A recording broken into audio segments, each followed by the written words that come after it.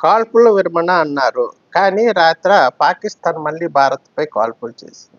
దీన్ని ఏ విధంగా అర్థం చేసుకోవచ్చో తెలుపుతాను. ఆయన కాల్పుల విరమణ అన్నారురా. కాల్పుల విరమణ అంటే ఆ దేశ ప్రధాని, ఈ దేశ ప్రధాని పవర్లుంటాయి. బాగుంటది. మన మోదీ గారికి ఫుల్ పవర్స్ ఉన్నాయి కాబట్టి యుద్ధం ఆపండి ఆళ్ళ మీద ఏటి చేయకండి అనేసి ఈయన కాల్పుల విరమణ చెప్పాడు. కానీ పాకిస్తాన్‌లో పరిస్థితి అలా కాదు కదా! ప్రధాని చెప్పారంటే ప్రధాని గొదల తన్నేసి పక్కన తేసేసి ఆ! ఆ ఆర్మీ వాళ్ళున్నారు కదా! వాళ్ళు చూసుకుంటారు. ఉగ్రవాద సంస్థలతో లింక్ ఉంటది అందరికిని. వాళ్ళు, వాళ్ళు విరమణ చేయాలి తప్పిస్తే ఆ! పాక్ ప్రధానికి ఏ రకమైన అధికారాలు లేవు నాయనా అక్కడ.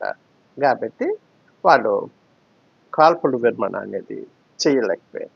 అయినా దానికి గట్టిగా మనం స్పందిస్తున్నాము. ప్రపంచం చూస్తుంది ఈ వ్యవహారాలను. ముందు ట్రంప్ చూసి ఆశ్చర్యపోతాడు ఇవన్నిటిని చూసి. ఉంటాను.